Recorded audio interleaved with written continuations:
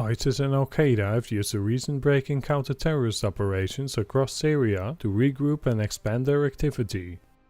Over the past 2 weeks, ISIS cells operating in the Homestay Resort Desert carried out successful attacks on positions and convoys of the Syrian Arab Army (SAA) and its allies. At least 24 of pro-government fighters were killed and several vehicles were eliminated or captured by ISIS terrorists. The ISIS-linked news agency Amaq released a series of photos showcasing the terrorist group's successes in the area.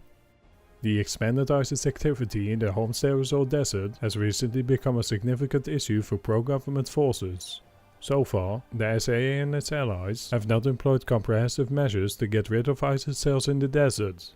If the situation remains the same, ISIS will continue attacks on SAA positions and convoys and may even expand its influence in this part of Syria further.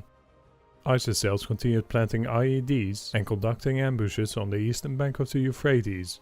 For example, on April 27th, a car bomb exploded near barracks of the Syrian Democratic Forces (SDF) in the city of Raqqa. Hayat Tahrir al-Sham, or Ras al-Din, Ahrar al-Sham, and other radical groups have also intensified operations. On April 26th and April 28th, militants shelled the government-held areas in the province of Latakia, including Russia's Memim airbase, with unguided rockets.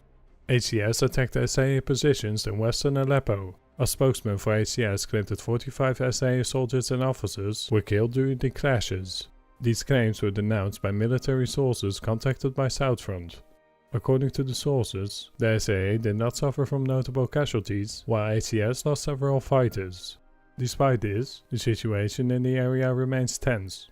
Militant actions triggered a fierce response from the SAA and the Russian aerospace forces. The SAA launched an OTR-21 Tochka tactical ballistic missile at an unidentified target near the town of Benin in southern Idlib. Russian aircraft pounded terrorist positions near Kansafra, Al-Muzra, Al-Sheikh Idris, Tel Hawash, and nearby points. Pro-militant sources say that these actions are a blatant violation of the ceasefire regime.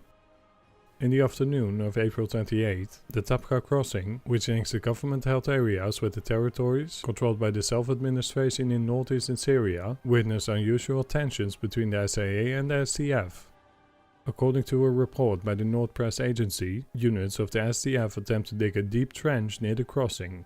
This uncoordinated move provoked a response from the SAA that advanced towards some positions in a nearby empty area known as Harat al-Jurad. The crossing was closed after this incident. Attack helicopters of the US-led coalition were seen flying over the area.